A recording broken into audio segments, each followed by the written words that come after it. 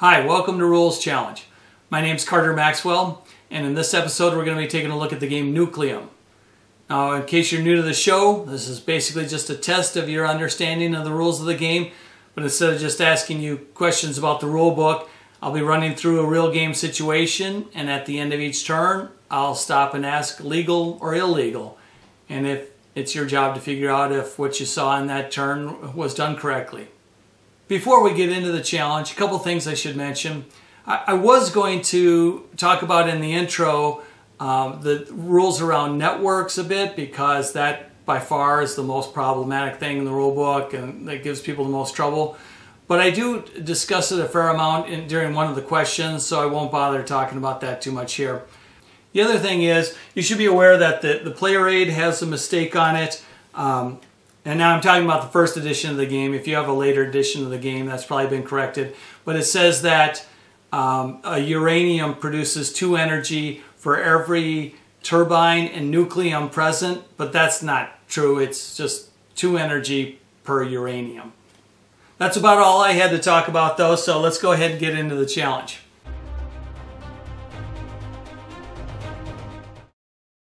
As is always the case with my videos, we're coming into the game with it already well underway. All of the players have already recharged at least once, and we're going to pick up the action with Teal taking her turn. She wants to play an action tile, so she'll move a tile to the first open slot on her player board. That tile will allow her to do an energize action and move up on the taller track, so we'll do the easy one first, moving up 1 on the track. For the energize action, she's going to use this power plant in Plowin with a Nucleum on it. She wants to use just 1 coal, and there is one still connected to Plowin that costs just 1 taller. She'll go ahead and flip that over. Instead of paying a taller, she'll apply her discount of 1 taller that she got from building this turbine earlier, so she won't pay anything for that coal. She also wants to use 1 uranium, so she'll transport the uranium on her mine here across this connection to Plowin and return it to supply. Now she'll calculate the total energy she produced, and that was 1 from the coal and 2 from the uranium for a total of 3. She wants to activate her factory that's right here in Plowin. That building requires 3 energy, which is exactly what she just produced. So she'll gain 3 achievement tokens for that. Then she can advance 1 space on her taller track. And finally, she'll flip over the building.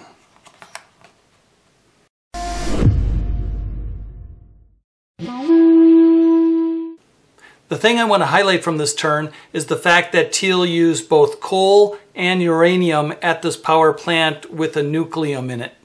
People are often unsure if that's legal. So let's talk about the 3 types of power plants you're going to come across in the game. We have the coal plant at Riza that has the plume of smoke or steam coming out of it. And that will only ever take coal. You'll never be able to use uranium at this plant. Then we have the power plants with the open top. They may be upgraded later in the game, but until they have a Nucleum in it, you treat it just like the permanent coal plant. Only coal can be used there. Then we have the power plants with a Nucleum in them. That Nucleum does not mean that only uranium can be used there.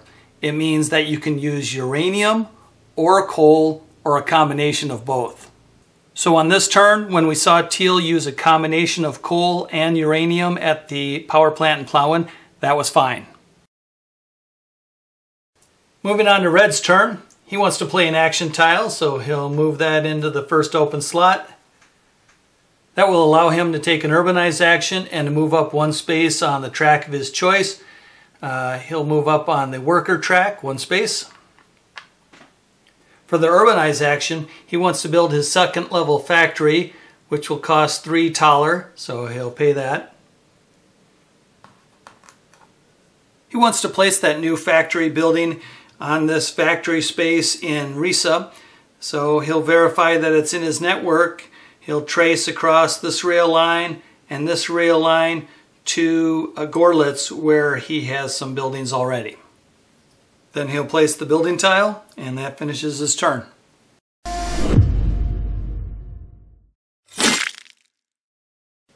Red's mistake was in treating Risa as if it was within his network because it was connected via long-distance rails to a city that was in his network. These long-distance rails for obtaining coal do not extend your network. They also don't serve as connections for transporting uranium. The only function these long-distance railways serve is to bring coal from this distant market onto the map when you're doing an energize action. Now it's Blue's turn, and she wants to place a railway tile. She'll place that on the link between Chemnitz and Grimma with the tile touching Chemnitz. And she'll place a worker on the tile. Blue has a technology that gives her 1 achievement token whenever she places a railway tile, so she'll take that now. And now, because her tile matched the color of Chemnitz, she'll take an urbanize action. She wants to build her level 2 factory, which will cost 3 taler, so she'll pay that now. And she'll place that building in Chemnitz on a space with a factory icon.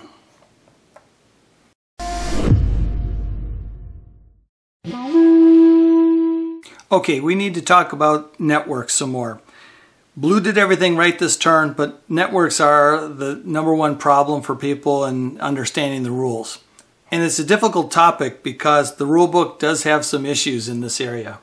So I'm going to advise you to just avoid that last paragraph on page 9 of the rulebook that discusses networks. That'll just drive you crazy. I've done a lot of research on the rules forums, and I think I've got a pretty solid handle on what qualifies as being in your network, and I'll try to summarize it here. When you're taking an urbanize action or an industrialize action, you're instructed to place the piece on a site in your network. Here's how to know a site is in your network.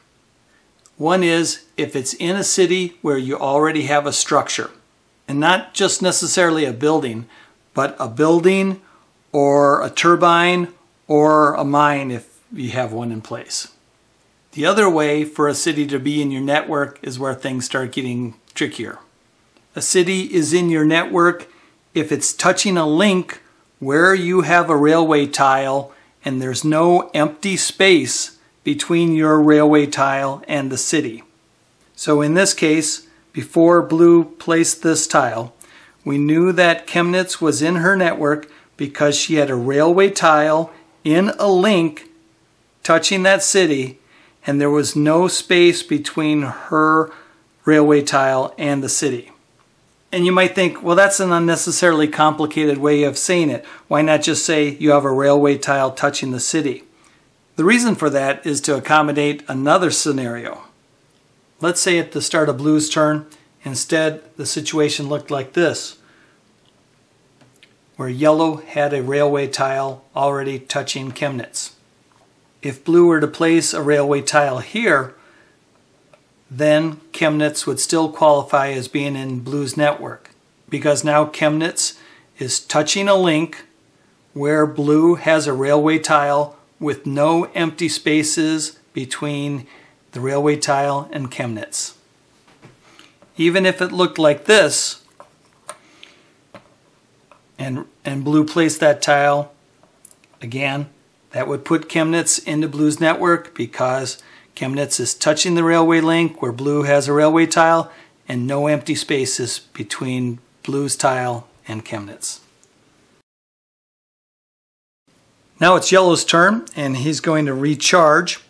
So first he'll take his income from these 3 tracks, which will get him 6 taler and 3 workers and 7 victory points. And we'll move the victory point marker from 12 to 19. Now we'll count up Yellow's achievement tokens, and he has a total of 7. Now Yellow needs to place a milestone marker, and he can go as high as 7, and that works out perfectly because that gets him into a tie with Teal and into the next tier above his existing milestone marker. That was the last marker from this column, so we need to do a King's Day scoring now. Yellow and teal tie for first, so they'll each score 6 points. And yellow has sole possession of second place, so he'll gain 2 victory points for that one. So we'll mark those points, moving yellow from 19 to 25. Now we'll give yellow 2 more points, moving from 25 to 27. And we'll move teal from 3 to 9. To finish up his recharge, yellow will discard all of his achievement tokens and retrieve his action tiles from the top of his player board.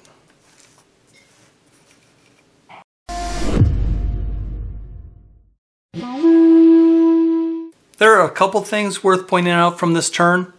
One is that yellow was correct to only gain 7 victory points from his victory point track rather than 8. Remember that you only earn the income up to the level where you've placed your action tiles. Yellow had filled up to this space so that he was able to take the 7 points, but he was not eligible to gain that 8th point. Also, it was correct that both yellow and teal gained 6 points for first place, and then yellow also gained 2 points for second place. From your experience with a lot of other games, you might expect that the 8 points for first and second would have just been combined and split between these two players to give them 4 each. But in Nucleum, all players who tie for first gain the full 6 points. Then you find the next highest marker on the track and award that player or players 2 points each. One last thing I want to touch on, even though it wasn't relevant to yellow's turn, is people will often ask, can you recharge even if you haven't placed any action tiles in the slots above your player board? And the answer is no. I don't know if that's entirely evident from the rule book itself, but one of the developers has confirmed online that you have to have placed at least 1 action tile into the slots on your player board in order to take a recharge action. Now it's teal's turn, and she wants to place a railway tile. She'll place it here, touching Dresden, put a worker on there. And now, since her action here matches up with the city color, she'll take a contract action. She'll take a contract from the sideboard. She'll put that contract into one of the slots on her player board, and that one will gain her 1 worker, so she'll take that. She'll refill that contract space. Now she wants to fulfill a contract, and this one requires that she has energized 2 buildings, so she'll verify that she's done that. And she does have 2 energized buildings here in Plauen. The rewards on the contract are 2 victory points and 2 taler. She'll gain 2 taler. So we'll mark the victory points. 1, 2. And she'll flip over that contract and put it in her play area.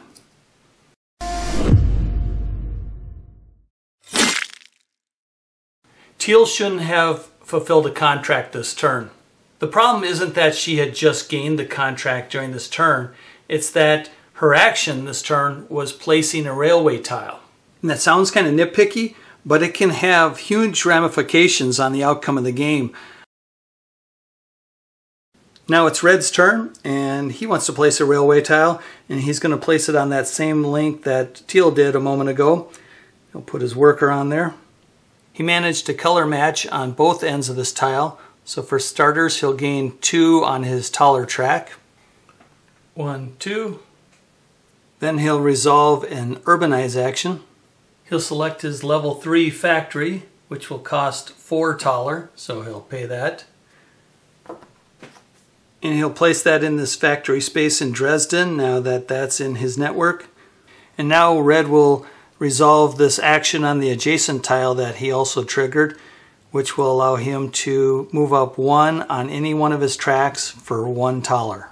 So he'll pay the taler and move up 1 on his worker track. And now, since placement of that railway tile completed the link, he needs to give an inauguration bonus to himself and Teal. So he'll move up 2 spaces on his own VP track.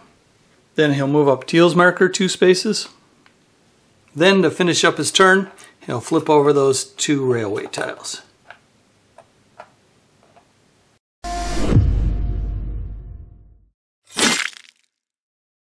A lot of questions come up about how triggering actions work when you place a railway tile. So here are the main things you need to know. First, for the action to be triggered, it has to abut a matching color, which red did in this case. He had white matching white, white matching white. Another important thing in which red got wrong is that the player who owns the tile gets to resolve the triggered action. So it was correct that red did this urbanize and this advance 2 on the taller track, but this action belonged to teal, so teal should have taken that action instead of red. You should also be aware that the actions triggered on the tile just placed are always resolved before any actions that were triggered on adjacent tiles. So let's say the situation was that red already had his own railway tile here, then place this one adjacent to it. He would not be able to first gain, say, 2 taller here and then use that toward this urbanize action, because he has to resolve these 2 actions before he can resolve this one. Now we're moving on to Blue's turn. He's going to play an action tile. That tile will allow her to do an energize action with a bonus 1 energy and an industrialize action. She'll first do the industrialize action. She wants to build this turbine, and that'll cost 2 workers, so she'll pay those.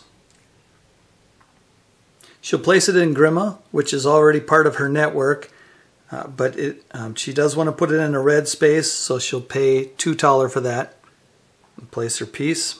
Now she'll resolve her energize action. She's going to use the power plant in Grima, but she's not going to import any coal, and she's not going to use any uranium. Now she needs to calculate the energy she produced. She gets 1 bonus from the action tile, so that's 1. Then she gets 2 more from her turbine bonus for a total of 3. Blue will select her factory in Leipzig to energize, and that's connected to the power plant via this railway tile. That building requires 3 energy, which is exactly what she just produced. She'll gain 3 achievement tokens for that. And she also gets to move up 1 space on her taller track. And then to finish the action in her turn, she'll flip that building tile.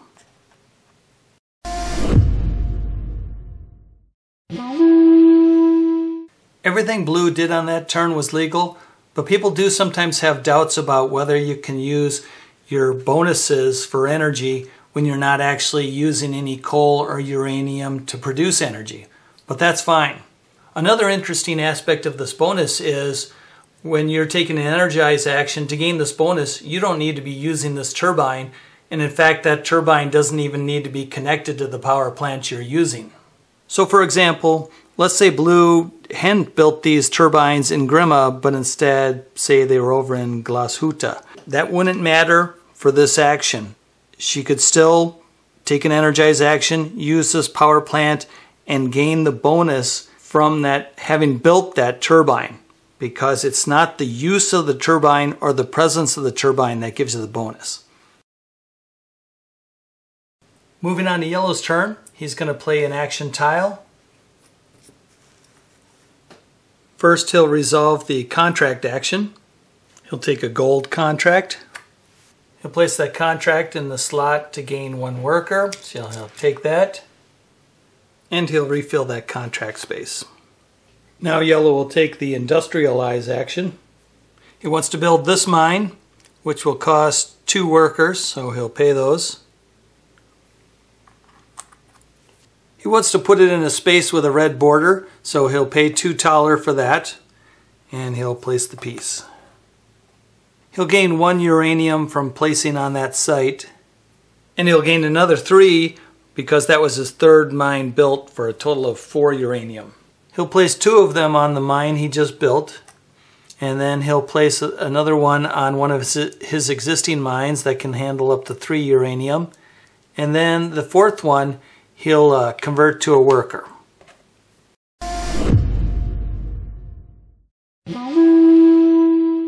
On this turn we saw that when you place a mine, the uranium you gain doesn't necessarily have to be placed on that particular mine. You can split it up amongst your mines however you want, Although you do have to keep in mind, that you're not exceeding the capacity on any of your mines as you do that. And remember that the mines don't have to be in the same network or even connected in order to split up the uranium that way. And we saw in this case, not only did Yellow split up the uranium between different mines, but because he didn't have enough capacity for that fourth uranium, he immediately converted it to a worker, and that's legal too. It's also worth pointing out that the number of uranium you get is unrelated to the number of uranium shown on the mine you just built. The tile is merely showing you the capacity of that mine to hold uranium. The number of uranium you gain is instead based on how many mines you've built and possibly other bonuses like we saw here, from the site it was being built on. Now it's Teal's turn, and she's going to place a railway tile.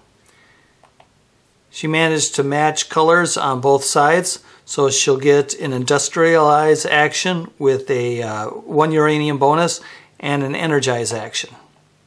And she'll put that bonus uranium in this mine since that has room for 1 more. She's going to build this turbine, so that will cost her 2 workers, so she'll pay those.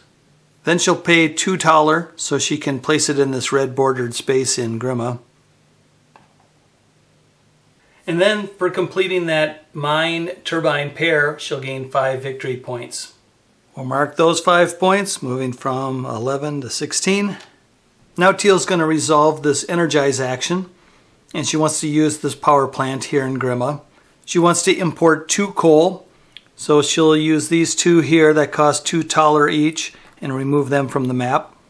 She gets a discount on coal from this turbine build, so instead of paying 4 taller for those 2 coal, she'll pay 3. She's not going to use any uranium, so now she just needs to calculate how much energy she produced. She's got the 2 from the coal and 2 more from this bonus here for a total of 4. Now she needs to choose a building to energize, and she'll do this neutral building in Chemnitz. That building requires 4 energy, which is exactly what she just produced. She'll gain 4 achievement tokens for that. Also, she'll gain 1 worker and 3 steps on her worker track. So she'll gain the worker, and she'll move up 3 steps on the worker track. 1, 2, 3. And then to finish the action, she'll flip that building over. Now Blue gets to resolve an urbanize action because of matching with that tile that Teal just placed. And that action comes with a discount of 1 taller.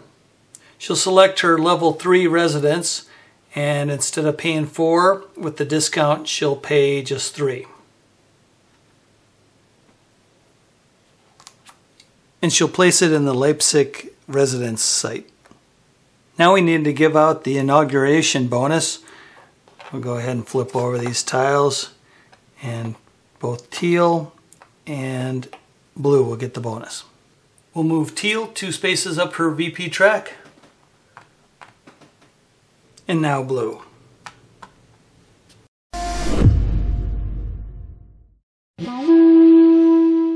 This was a really complex turn. The main thing I want you to notice is that when Teal placed this railway tile, she immediately treated it as having made the connection between Grima and Chemnitz. A lot of questions come up about that, and I think it's probably because you don't actually flip the tiles and get the inauguration bonus until the end of the turn. But the connection is considered to be complete the moment the tile is placed. So Teal was able to energize a building in Chemnitz using the power plant in Grima, even though these tiles hadn't been flipped yet to show their railroad track side. Now Red's up, and he's going to play an action tile. He'll play his special directive tile, and he'll use that to take an urbanize action at a 1 taller discount. He'll select his level 4 factory, which would normally cost 5 taller, but with the discount, he'll pay 4 for that. Bautzen is in Red's network, so he'll go ahead and place the building in this factory site.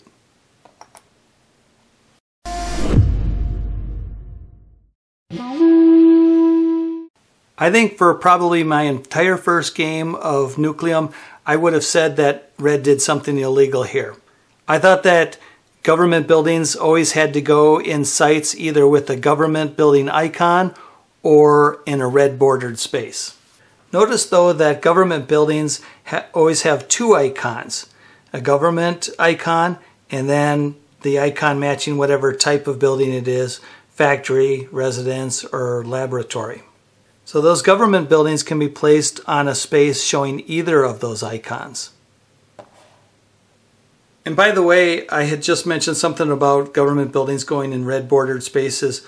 I don't remember how it was worded in the rule book, but something about the language often gives people the impression that it's illegal to put government buildings in red bordered spaces, but that's not the case.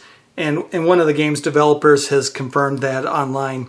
You can build government buildings in red bordered spaces just like any other kind of building. All right, I think I'll wrap things up there. I hope you got something out of the video. If you have any questions or think I got something wrong, don't hesitate to leave a comment. I think in particular in regard to the network rules, you may have additional questions, and if so, I'd be happy to try to answer them for you. Otherwise, thanks for watching and hope to see you in the next video.